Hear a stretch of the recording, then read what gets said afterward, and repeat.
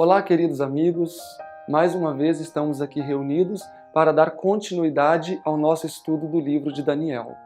Hoje daremos início ao estudo do capítulo 3. Por se tratar de um capítulo com bastante conteúdo, nós vamos dividi-lo em duas partes. Hoje apresentaremos a parte introdutória e no nosso próximo encontro abordaremos então a segunda parte. O meu nome é Silverino Kiel, sou o fundador do IAG.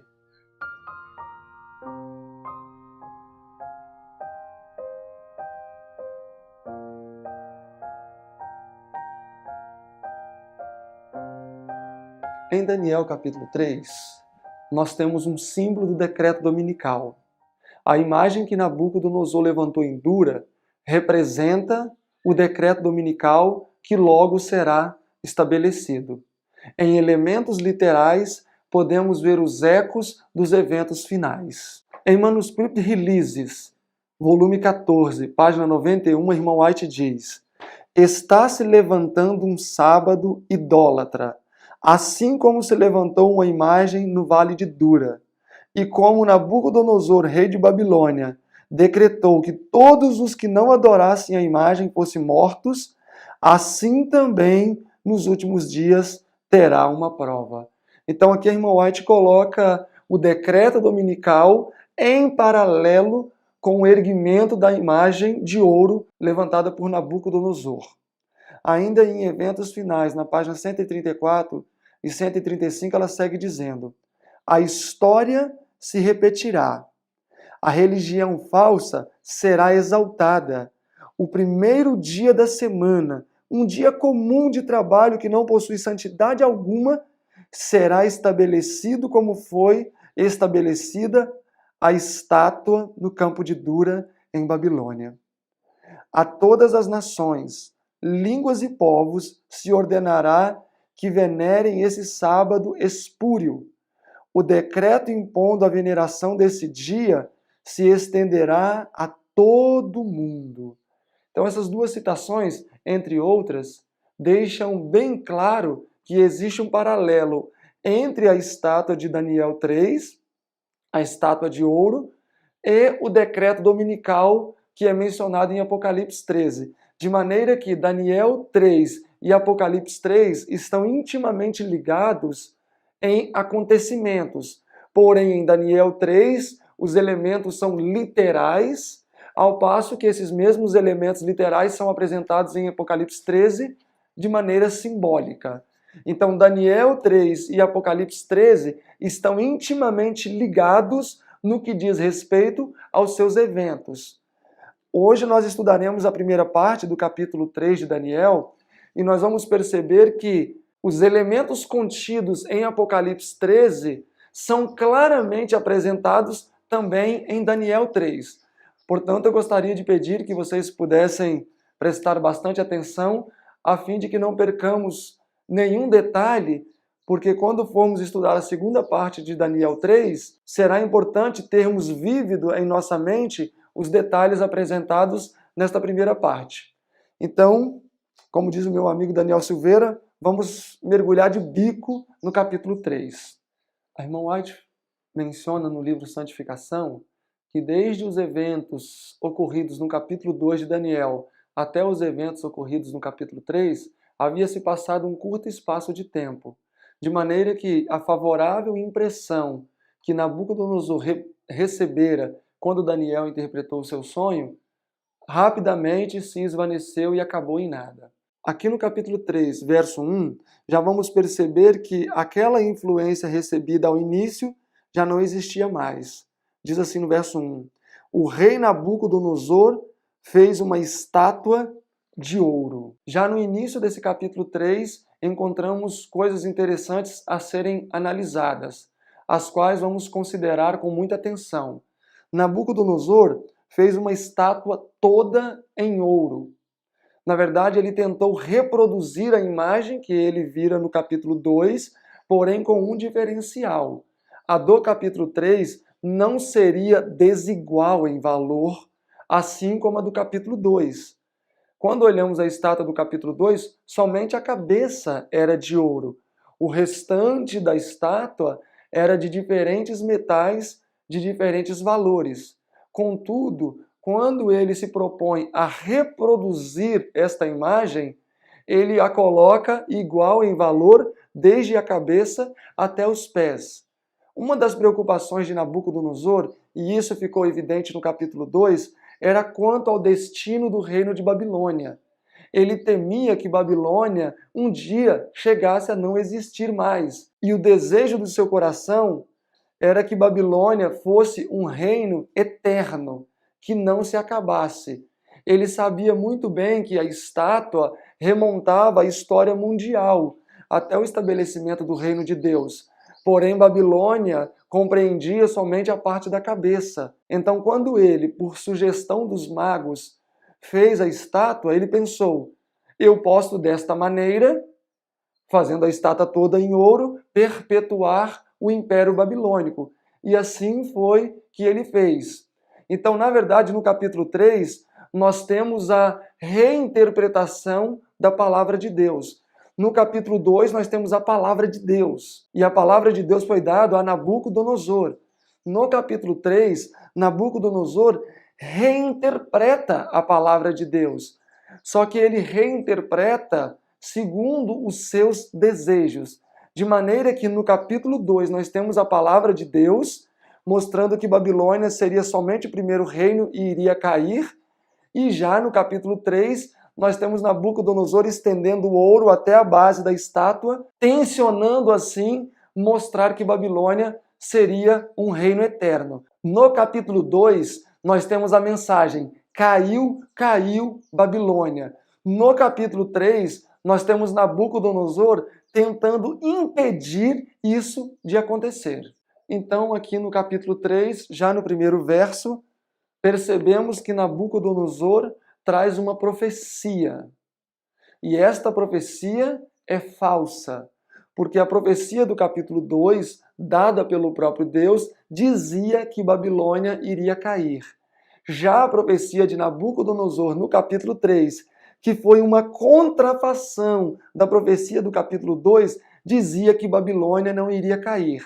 Se Nabucodonosor trouxe uma profecia e esta está em conflito com a profecia verdadeira do capítulo 2, logo Nabucodonosor é um falso profeta. Outro detalhe importante a ser analisado neste momento é que o nome Nabucodonosor nos traz relevantes informações. Este nome é composto pela contração de duas palavras distintas. Nabu protege a coroa, que seria Nabucodonosor. Nabu era um deus pagão, um deus babilônico, portanto, um elemento religioso. Protege a coroa é um termo civil.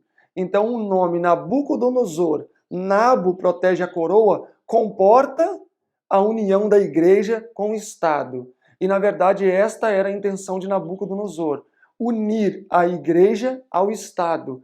Ele queria tornar mundial e obrigatório por decreto a observância do paganismo como religião oficial do Império Babilônico, que naquele período compreendia praticamente o mundo inteiro. Então, o nome Nabucodonosor significa Nabu protege a coroa. É interessante colocarmos aqui em paralelo a história de Nabucodonosor, que foi um falso profeta, com a história dos Estados Unidos. Porque a história de Nabucodonosor e a história do surgimento dos Estados Unidos estão em uma mesma linha, representando praticamente uma mesma coisa. Olhem Daniel capítulo 2 comigo, o versículo 47, que diz o seguinte: respondeu o rei a Daniel e disse: certamente o vosso Deus é Deus dos deuses e Senhor dos reis, revelador de todos os mistérios. Então, ao início da sua experiência, Nabucodonosor reconheceu o Deus de Daniel como o Deus verdadeiro. Se nós formos ao capítulo 13 do livro de Apocalipse, capítulo 13, o versículo 11, diz o seguinte, se referindo à besta da terra, que representa os Estados Unidos. E vi subir da terra outra besta, se referindo aos Estados Unidos. Grande Conflito, página 440. E tinha 2 chifres semelhantes ao de um cordeiro, mas falava como dragão. Então aqui nós temos o surgimento dos Estados Unidos. E nós sabemos que lá pelo ano de 1620 em diante, quando o navio Mayflower saiu com os peregrinos da Europa, acharam um porto seguro na América do Norte. Porém, eles viriam a falar com o dragão. Então, da mesma maneira que Nabucodonosor, ao início da sua trajetória, reconheceu ao Deus do céu como um Deus verdadeiro, os Estados Unidos da América também reconheceram ao Deus do céu como um Deus verdadeiro, porém não permaneceram nessa crença. Babilônia foi um império mundial. Olhem aí o capítulo 2 comigo, versículo 37. Tu, ó rei, se referindo a Nabucodonosor, és rei de reis. Se Nabucodonosor era rei dos reis da terra, logo ele estava à frente de um império mundial. Ou seja, ele era líder de todos os reis do mundo. Agora olhem o capítulo 13 também comigo, de Apocalipse, e o versículo 14, se referindo à besta que sobe da terra. Engana os que habitam na terra, com sinais que lhe fora permitido que fizessem presença da besta, dizendo aos que habitam na terra que fizessem uma imagem da besta, que fizessem uma imagem à besta, que tinha a ferida de morte e vivia. Verso 16. E faz que a todos, pequenos, grandes, ricos, pobres, lhe seja posto um sinal na mão direita ou nas suas testas. Então os Estados Unidos também foi um império mundial, com influência mundial, assim como Nabucodonosor à frente do Império Babilônico.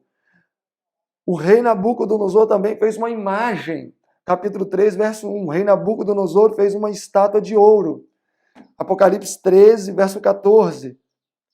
Diz que os Estados Unidos corroboraram também para que fosse feita uma imagem de ouro.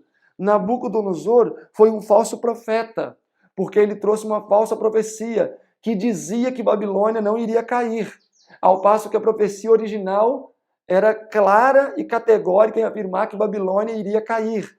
Da mesma maneira, os Estados Unidos também é reconhecido na profecia como um falso profeta. Olhem aí comigo, o capítulo 19 de Apocalipse, no versículo 20. E a besta foi presa, e com ela o falso profeta, que diante dela fizera os sinais, com que enganou os que receberam o sinal da besta e adoraram a sua imagem.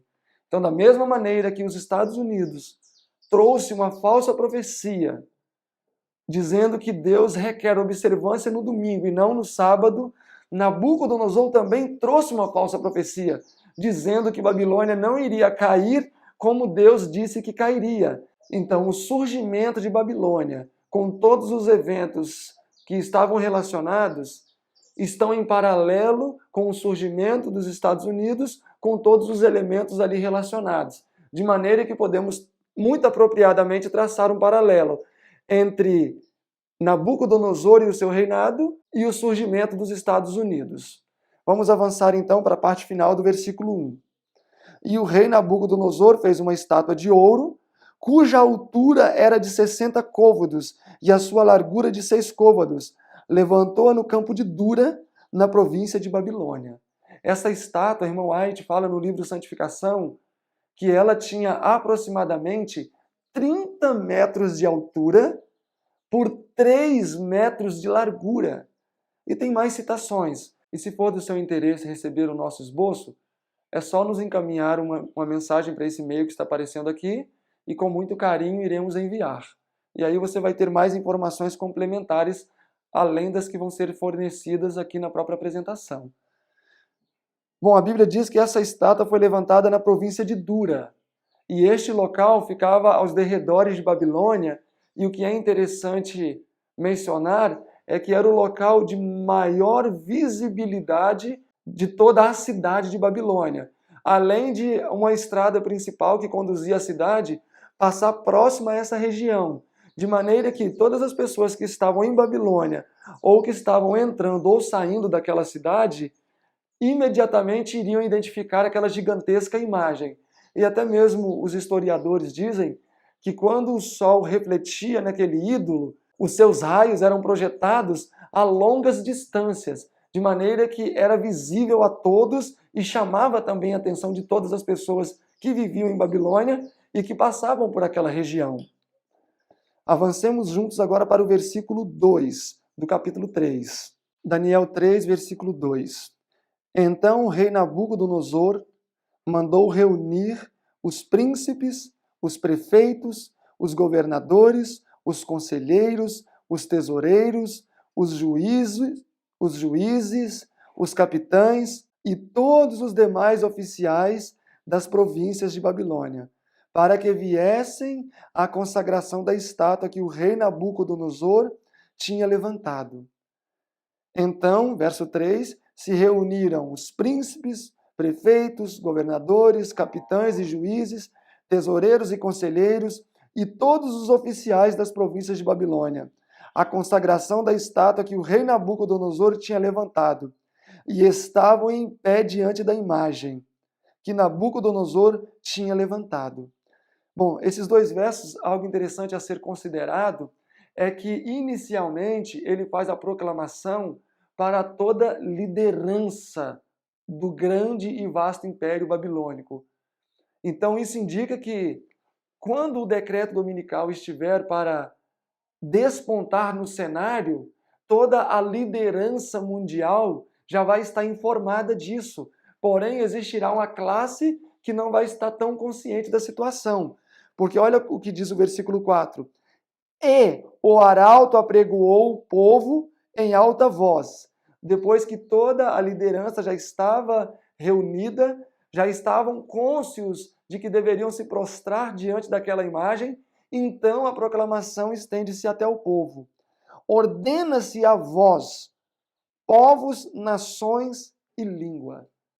Então, depois que todos os líderes estavam informados, haviam sido persuadidos, inclusive, um desses líderes aqui seria o próprio líder da nação de Israel, porque nesse momento, muito possivelmente, ainda não teria acontecido a terceira invasão. Então, uma vez que todos os líderes de todas as províncias estavam ali presentes, logo o líder da nação de Israel, que ainda não havia sido totalmente desfragmentada, o que houve em 586, estivesse presente nesse evento. E os povos, ou seja, as pessoas comuns, foram os últimos a saber dessa situação. E o versículo 5 segue dizendo: quando ouvirdes o som da trombeta, da flauta, da harpa, da sambuca, do saltério, da gaita de foles e de toda espécie de música, prostrar-vos-eis e adorareis a estátua de ouro que o rei Nabucodonosor levantou. Bom, o que iria preparar o espírito dos adoradores naquele memorável dia? A música. A música prepararia o espírito dos adoradores, de maneira que, na consagração daquela estátua, que é um símbolo do decreto dominical, o que preparou o espírito dos adoradores para que eles se dobrassem foi a música. E hoje, será que é diferente? Obviamente que não.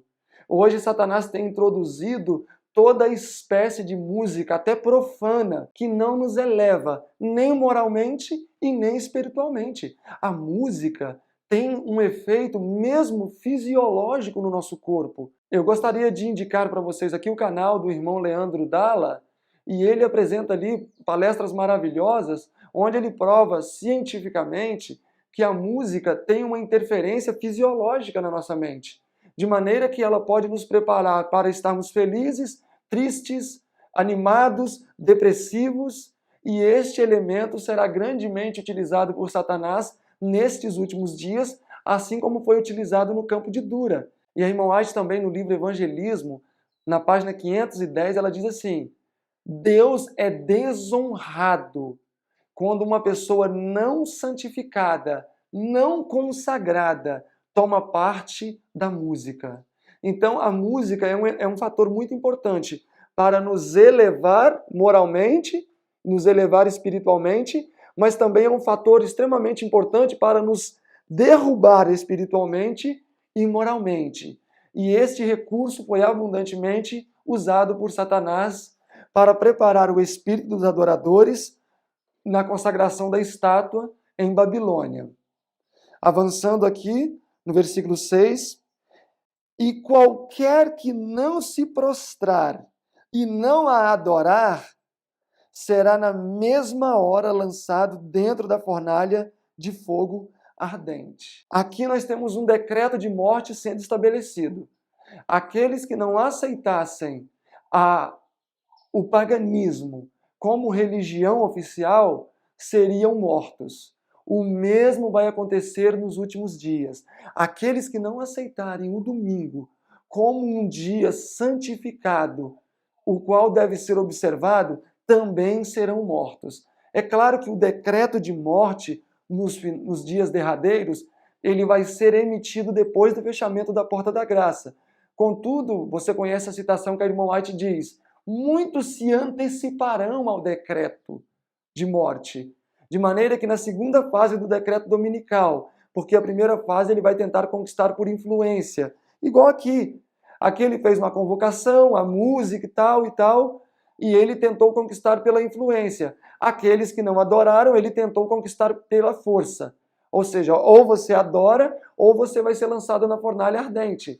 O mesmo vai acontecer na segunda fase do decreto dominical. A primeira fase vai tentar conquistar as pessoas pela influência. A segunda fase, você vai ser obrigado, em detrimento da própria vida, a adorar ou não o Senhor no domingo. Então houve um decreto de morte contra qualquer pessoa que não se curvasse diante da estátua. E não valeria a pessoa fingir, porque qualquer um poderia imaginar: bom, eu vou atar a minha sandália e se abaixar. Não, a irmã White fala que mesmo o simples ato de se curvar, ainda que na sua mente, na sua consciência, você não estivesse prestando um culto àquela imagem, aos olhos de todos iria transparecer submissão e aceitação daquele ídolo. De maneira que aqueles que não concordassem com o que estava acontecendo deveriam manter-se de pé. E nós sabemos que foram poucos os que se mantiveram de pé. Assim como no final, poucos também vão permanecer de pé. A irmã White, na coleção Spalding Magan, é um livro que não está traduzido para o português ainda, porque nós já estamos traduzindo, já estamos quase na metade do livro, e breve vamos estar publicando também. Ela diz assim na página 1, vi que os santos dos últimos dias serão um povo desconhecido dos católicos. Então não pode ser a Igreja Adventista, porque se for a Igreja Adventista como denominação, ela não é desconhecida. É uma igreja mundialmente conhecida, famosa. Mas a irmã White fala, vi que os santos dos últimos dias serão um povo desconhecido aos católicos. Por isso, os seus irmãos adventistas nominais os entregarão aos católicos para serem mortos, dizendo: estes não fazem caso do domingo, observam o sábado. Então, os santos dos últimos dias vão ser poucos, vão ser famílias isoladas nos rincões da terra.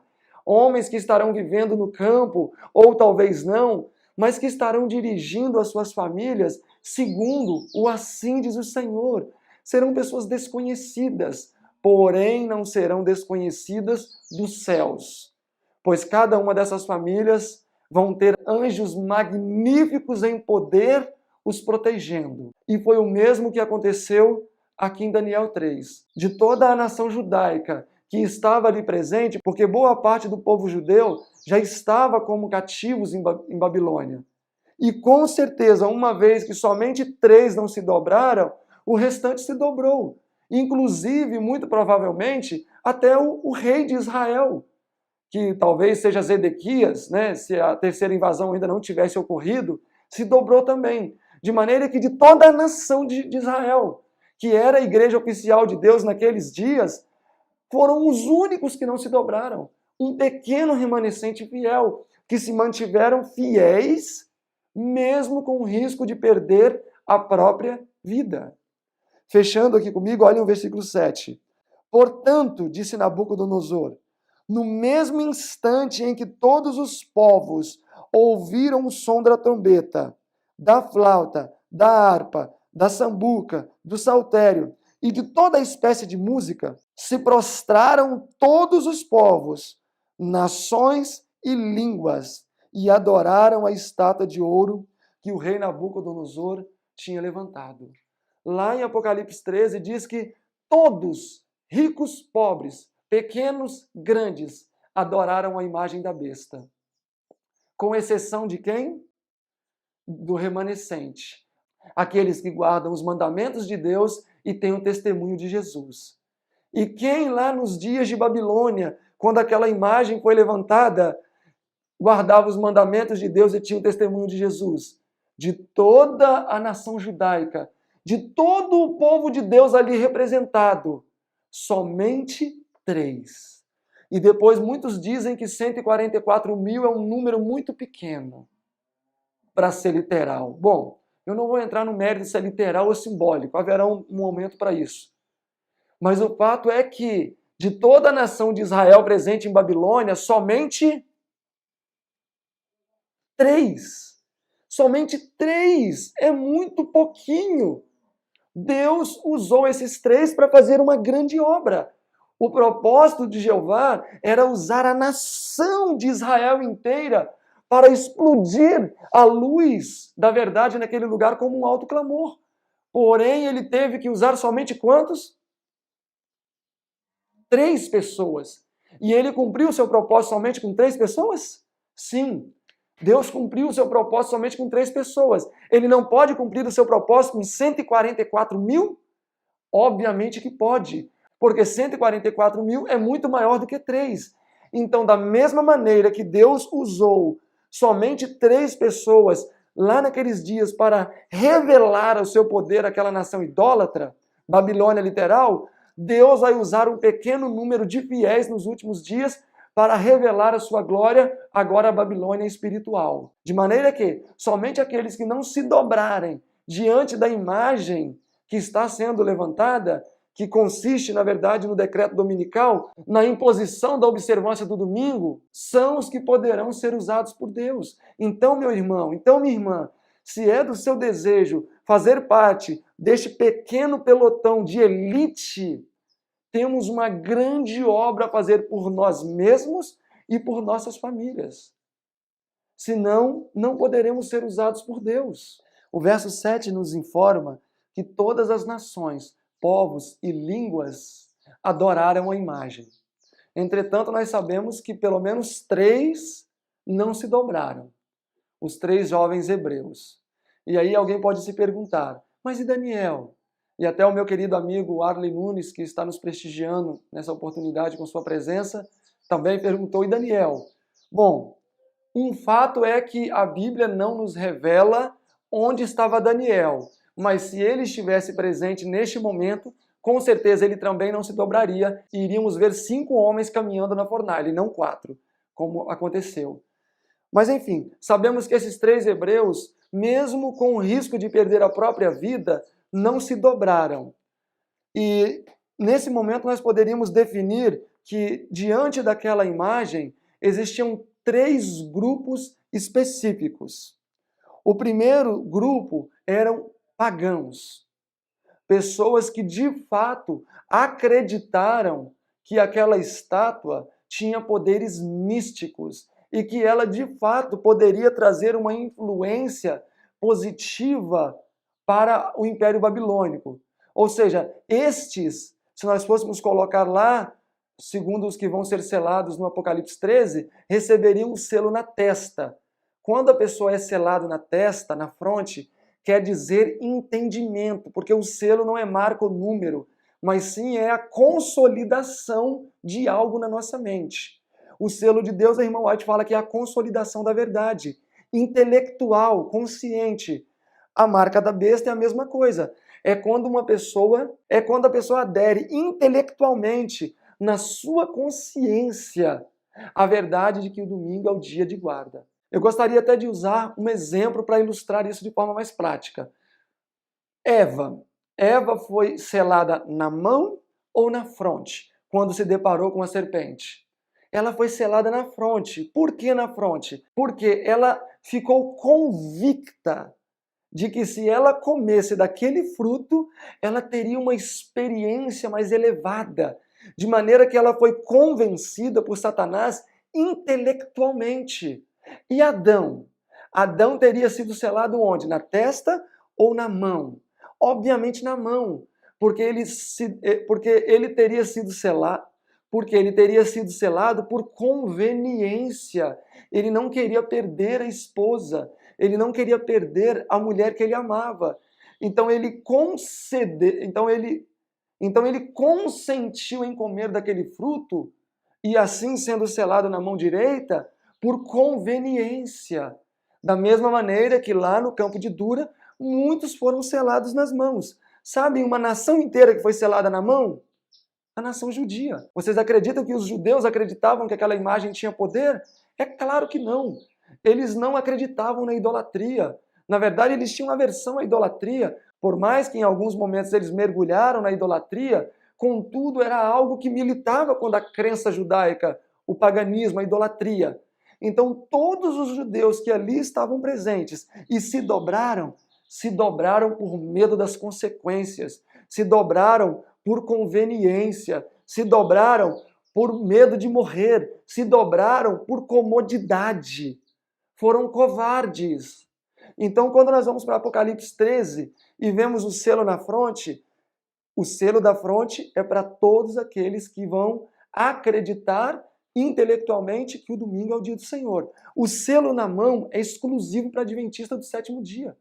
Sabem por que é exclusivo para adventista do sétimo dia? Porque os adventistas são os únicos que vão saber pela profecia bíblica que o domingo não é o dia do Senhor. Porém, nós sabemos que muitos, se não tendo como transfundo Daniel 3 e outras histórias mais do Antigo Testamento, a grande maioria vão se dobrar diante desse sábado espúrio, desse sábado falso. Por que que vão se dobrar? Porque eles vão dizer, eu tenho que sustentar a minha família, Deus não quer que a minha família passe fome. Por que que eu vou me dobrar? Porque eu não quero que a minha família seja presa. Afinal, Deus quer que a minha família seja presa? Por que que vão se dobrar? Porque não fizeram a devida provisão no estilo de vida. Entre tantas outras justificativas que vão ser utilizadas para aceitarem o domingo como o dia do Senhor. Então, se hoje nós não estivermos dispostos a sacrificar a nossa comodidade, o nosso bem-estar, a nossa zona de conforto para fazer a vontade de Deus, quando o decreto dominical sair, não pensem que nós vamos fazê-lo. Se hoje eu considero uma privação, né, Warley? E muitos consideram ir para o campo. O Warley já está no campo há 2 anos, mais de 2 anos, abandonou o trabalho, abandonou tudo, tem vivido pela fé, mas tem sido líder na sua família, conduzido a família nos caminhos do Senhor. O mesmo Rafael Aguiar também abandonou tudo que se tinha na cidade. Eles enfrentam privações assim como eu e muitas outras pessoas. Mas estas privações só têm um único intuito. Qual? Me preparar para a grande conflagração que já está diante de nós. Então, se hoje eu não tomo esta ou aquela decisão, porque eu não posso ficar sem o colégio, ou eu não posso ficar sem o shopping, ou sem o mercado que vende tanta coisa, como é que eu vou ser fiel quando se for imposto a adoração a alguma coisa com risco de vida? Hoje, ir para o campo, hoje eliminar do estilo de vida coisas que são destrutivas para a nossa espiritualidade. Se já é algo duro para mim e eu não quero fazê-lo, imagina se eu tiver que fazer essas coisas em detrimento da própria vida. Obviamente que eu não vou fazê-lo. Obviamente que eu não vou ter a postura dos 3 hebreus, que sim foram selados na fronte com o selo do Deus vivo. Eles poderiam ter transigido, eles poderiam ter dito, vamos fingir que estamos amarrando o cadarço do nosso sapato e ninguém vai perceber. Eles tinham que ser firmes para fazer frente àquela grande influência negativa que estava invadindo o mundo. E nós vamos ver no nosso próximo encontro que a irmã White fala que o que aconteceu em Dura foi um alto clamor. Um alto clamor pregado por quantas pessoas? Por 3. Por isso que os 3 hebreus representam as 3 mensagens angélicas. Jesus, que aparece na fornalha como o 4º homem, representa o 4º anjo de Apocalipse 18, verso 1. O evangelho sendo pregado com o poder do alto clamor.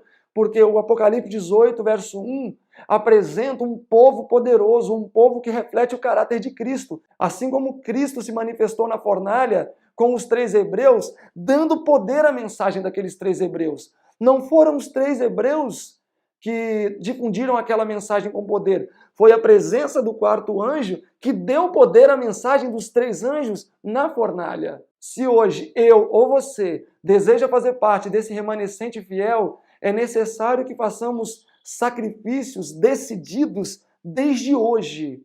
Se é a música que não está me elevando e sim me rebaixando, elimina da sua vida essas músicas.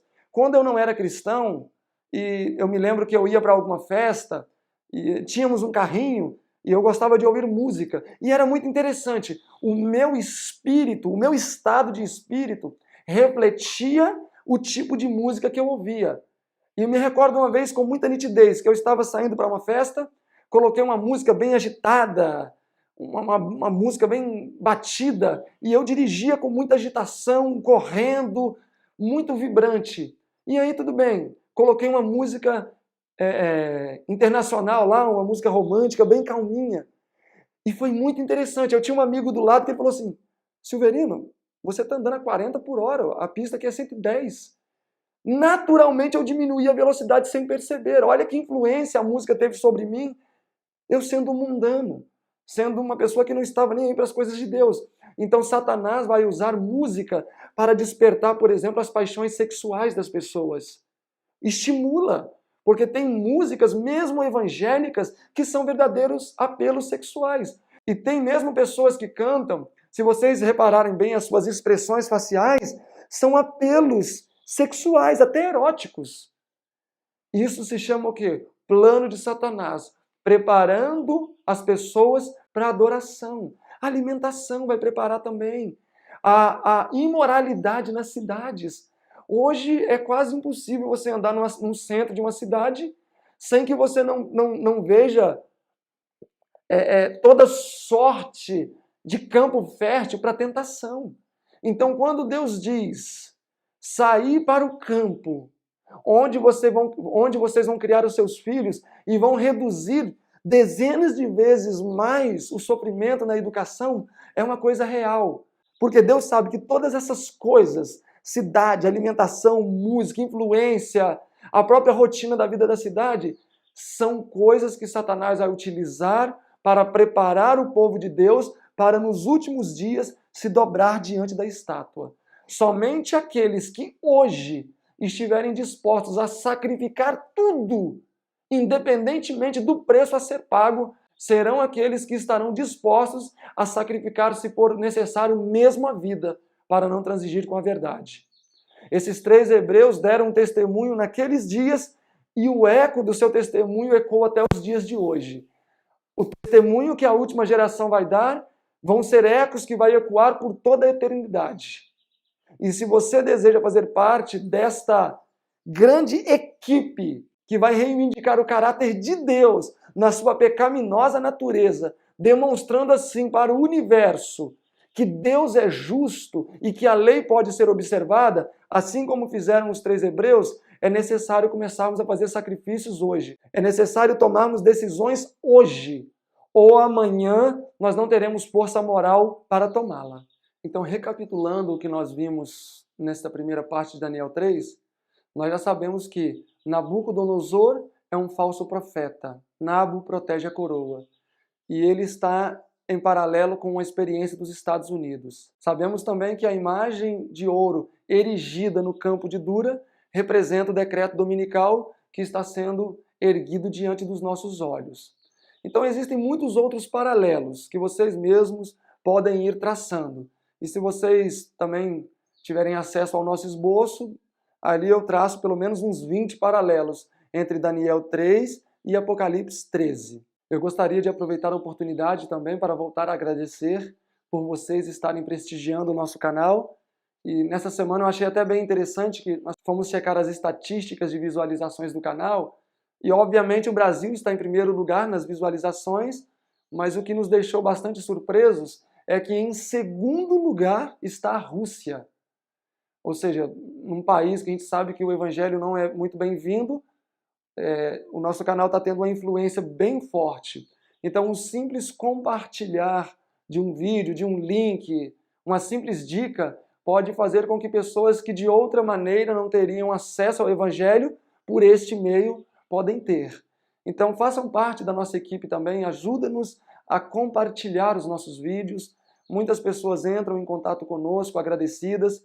Nós estamos avançando aí com 2 seminários, o seminário de Hebreus e o seminário de Daniel. Vamos começar em breve um 3º seminário, que seria sobre POSP, Princípios da Obra de Sustento Próprio, além de outras séries que temos desenvolvido, por exemplo, Conversão e Justiça pela Fé, o Amor pela Estrutura e Suas Consequências. Podem ficar tranquilos que nós não vamos deixar nenhuma pelas metades. Vamos concluir todas. O nosso propósito em gravar várias séries, diferentes temas, é cobrir diferentes necessidades ao mesmo tempo. Se eu fosse, por exemplo, concluir a série de Conversão e Justiça pela Fé, eu só iria lançar outros temas daqui 5 meses, 4 meses. Então, uma vez que o nosso propósito é servir, trabalhar para suprir as necessidades dos nossos irmãos, então a gente vai tentar levar o maior leque possível de temas variados para assim suprirmos as necessidades em diferentes aspectos, né, que vocês possam ter. Agradeço por tudo e que Deus abençoe cada um.